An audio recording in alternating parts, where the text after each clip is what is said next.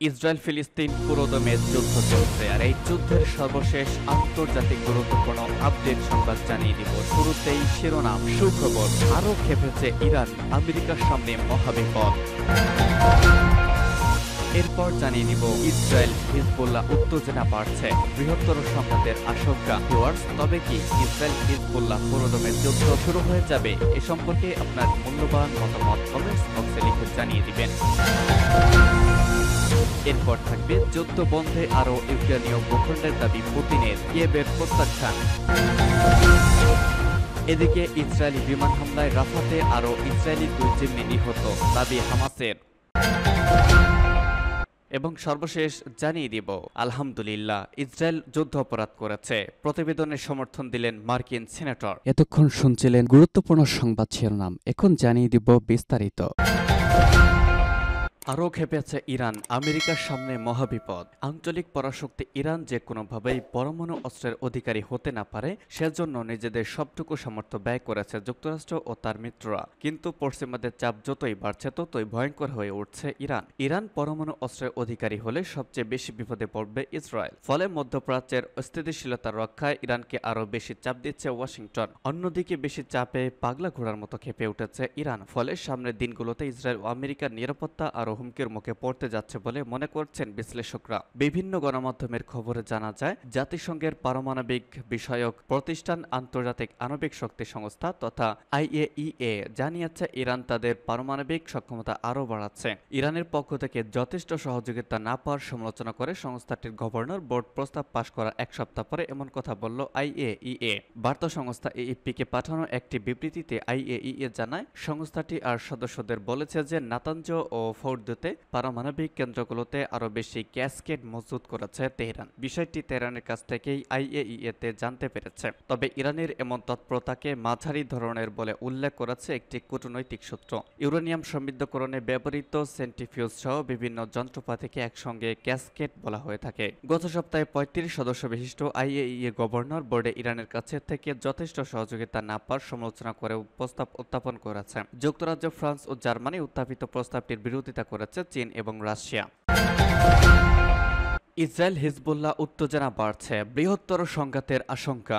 Israel ও লেবাননে Iran সমর্থিত Islamic গোষ্ঠী হিজবুল্লাহ সীমান্তে ক্রমবর্ধমান আক্রমণের মধ্য দিয়ে সংঘাতের উত্তেজনা আরও বাড়িয়ে চলেছে। এই সংঘাতের কারণে ইসরায়েলি সেনাবাহিনী বড় আকারের অভিযানের হুঁশিয়ারি দিয়েছে। গত 8 মাস ধরে 2 পক্ষের মধ্যে সংঘর্ষ চললেও সম্প্রতি এটি তীব্র আকার ধারণ করেছে। বিশেষজ্ঞদের মতে ইসরায়েল এখন তার উত্তর ফ্রন্টকে উপেক্ষা করতে পারছে না এবং সেখানে অবিলম্বে পদক্ষেপ নেওয়ার প্রয়োজন বোধ করছে। লেবানন ও ইসরায়েল কয়েক দশক ধরে আনুষ্ঠানিকভাবে যুদ্ধ অবস্থায় রয়েছে। 1982 সালে ইসরায়েল লেবাননে আক্রমণ চালিয়ে রাজধানী বৈরুত পর্যন্ত ট্যাঙ্ক পাঠিয়েছিল। লেবাননে ফিলিস্তিনি যোদ্ধাদের আক্রমণের পর এটি করেছিল ইসরায়েল। পরে 22 বছর ধরে দক্ষিণ লেবানন ইসরায়েল দখল করে রাখে। সেখানে হিজবুল্লাহ ইসরায়েলের বিরুদ্ধে প্রতিরোধ গড়ে তোলে এবং ইসরায়েলকে ওই অঞ্চল থেকে বিতাড়িত করে। হিজবুল্লাহ ইরান সমর্থিত একটি লেবানিজ আন্দোলন। গোষ্ঠীর মধ্যপ্রাচ্যের অন্যতম শক্তিশালী আধা সামরিক বাহিনী রয়েছে। তারা ইসরায়েলকে প্রতিহত করার দায়িত্বে নিয়োজিত এবং বৈরুত ইসরায়েলকে শত্রুরাষ্ট্র হিসেবে বিবেচনা করে। পশ্চিমা বিশ্বে হিজবুল্লাহকে প্রায়ই সন্ত্রাসী সংগঠন হিসেবে গণ্য করা হয়। ইসরায়েল ও হিজবুল্লাহর সাম্প্রতিক শত্রুতা শুরু হয় যখন 7 অক্টোবর হামাস ইসরায়েলে হামলা চালিয়ে 1200 জনকে হত্যা করে এবং 250 জনকে অপহরণ করে। 7 অক্টোবর থেকে ইসরায়েল ও হিজবুল্লাহর মধ্যে সংঘাত ক্রমাগত বাড়ছে।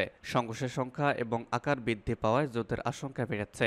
ইন্টারন্যাশনাল ক্রাইসিস গ্রুপের ইরাক, সিরিয়া ও লেবানন প্রকল্পের পরিচালক হৈকো উইমেন বলেছেন, এটি একটি ধীরগতির উত্তেজনা যা ক্রমাগত বাড়ছে। সীমান্তে 2 পক্ষের হতাহতের সংখ্যা এবং হিজবুল্লাহর ব্যবহৃত অস্ত্রের ধরন উল্লেখযোগ্যভাবে বৃদ্ধি পেয়েছে।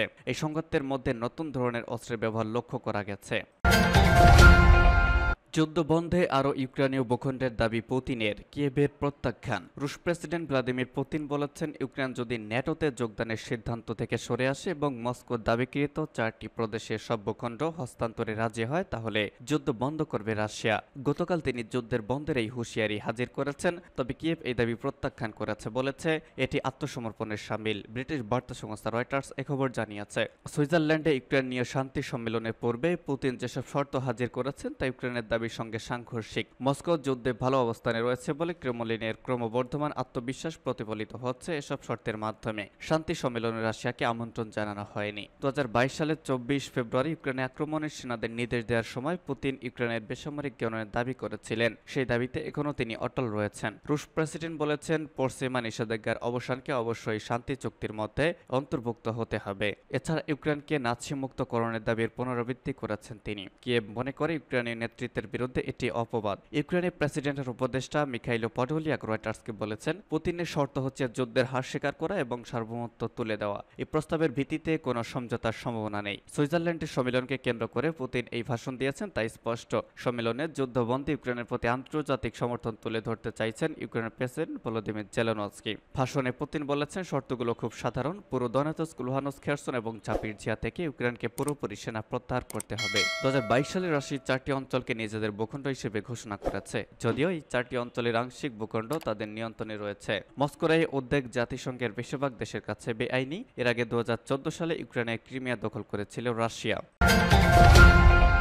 ইসরায়েলি বিমান হামলায় রাফাতে 2 জিম্মি নিহত, দাবি হামাসের। ফিলিস্তিনি স্বাধীনতাকামী গোষ্ঠী হামাসের সামরিক শাখা আল কুদস কাসেম ব্রিগেড দাবি করেছে, কয়েকদিন আগে রাফাতে ইসরায়েলি বিমান হামলায় 2 ইসরায়েলি জিম্মি নিহত হয়েছে। গতকাল গোষ্ঠীটির পক্ষ থেকে নিজেদের টেলিগ্রামে প্রকাশিত এক ভিডিও বার্তায় এই দাবি করেছে তারা। ব্রিটিশ বার্তা সংস্থা রয়টার্স এই খবর জানিয়েছে। ভিডিওটিতে নিহত জিম্মিদের নাম প্রকাশ করা হয়নি। এছাড়া নিহত হওয়ার পক্ষেও কোনো প্রমাণ হাজির করেনি। আল কাসেম ব্রিগেড বলেছে, ইসরায়েলি সরকার কফিন ছাড়া জিম্মিদের ফেরত চায় না। 8 জুন গাজার মধ্যাঞ্চলীয় আল নুসেরাত শরণার্থী শিবিরে অভিযান চালিয়ে কয়েকজন জিম্মিকে মুক্ত করেছে। ওই অভিযানে 270 জনের বেশি ফিলিস্তিনি নিহত হয়েছেন বলে দাবি করেছে হামাস পরিচালিত গাজার স্বাস্থ্য মন্ত্রণালয়। 7 অক্টোবর ইসরায়েলি হামাস যোদ্ধাদের হামলায় চলমান এই যুদ্ধের সূত্রপাত হয়। ইসরায়েলের হিসাব অনুসারে হামাস যোদ্ধারা 1200 জনকে হত্যা করে এবং 250 জনকে জিম্মি করে গাজায় নিয়ে যায়। জবাবে গাজা উপত্যকায় সামরিক অভিযান শুরু করে ইসরায়েলি সেনাবাহিনী। গাজার স্বাস্থ্য মন্ত্রণালয়ের তথ্য অনুসারে এখনো পর্যন্ত 37,000 বেশি ফিলিস্তিনি নিহত হয়েছে।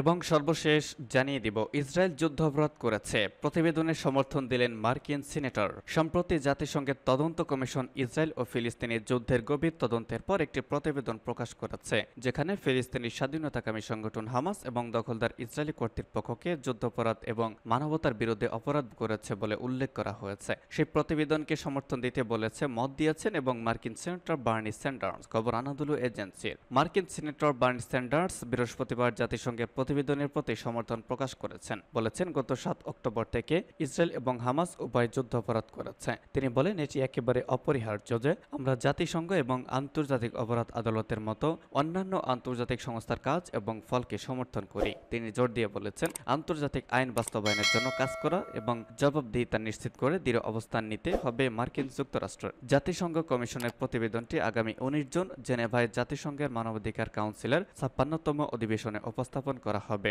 উল্লেখ্য, গত বছরের 7 অক্টোবরের পর থেকে গাজায় ক্রমাগত নৃশংস আক্রমণ চালিয়ে যাচ্ছে ইসরায়েল। জাতিসংঘ নিরাপত্তা পরিষদের যুদ্ধবিরতির দাবি জানানো সত্ত্বেও তারা হামলা বন্ধ করেনি। ফিলিস্তিনি স্বাস্থ্য মন্ত্রণালয় জানিয়েছে, গাজা এখনো পর্যন্ত 37,200 জনের বেশি ফিলিস্তিনি নিহত হয়েছেন, যাদের বেশিরভাগই নারী ও শিশু, এবং 84,900 জনের বেশি আহত হয়েছেন।